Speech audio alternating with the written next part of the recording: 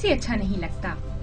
ऐसी ही एक काविश की है रावलपिंडी आर्ट्स काउंसिल की तालिबात ने, जिन्होंने अपनी तख्लीकी सलाहियतों को बरूएकार लाते हुए हाथ से बनी ज्वेलरी, मोम से बने खूबसूरत फूल और मुख्तलिफ डिजाइन के मलबूसात को इस नुमाइश की जीनत बनाया। इसमें हमने सिल्क पेंटिंग, स्क्रीन पेंटिंग, हम लोगों ने प्रिंटिंग, हम लोगों ने हर तरह की यहाँ पे काम किया। लोग अपने घर की बहुत सारी जो फालतू चीजें होती हैं उनको यूज करके बहुत अच्छी चीजें बनती हैं।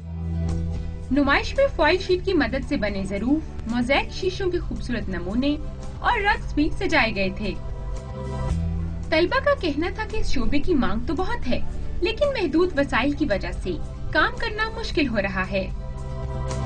इंटीरियर डिज़ाइनर को जो चीज़ें बनाने के लिए जो मटेरियल वगैरह चाहिए होता है वो इजीली अचीवेबल नहीं होता, इसके अलावा एक्सपेंसिव बहुत होता है। माहिरीन का कहना है कि अगर यही सूरत हाल रही तो घरेलू ज़ेबाइश की अहमियत बहुत जल्द खत्म हो जाएगी। इन तलबा और तालिबात का कहना है कि घरेलू तज़ीन और आराइश की दम तोड़ती सनत को फरोग देने के लिए संजीदा कोशिशों के साथ साथ मजीद नुमाइशों का इनेकाद भी किया जाना चाहिए। कैमरामैन बिलाल तारिक के साथ अनीसा इलियास, डॉन न्यूज़, रावलपिंडी।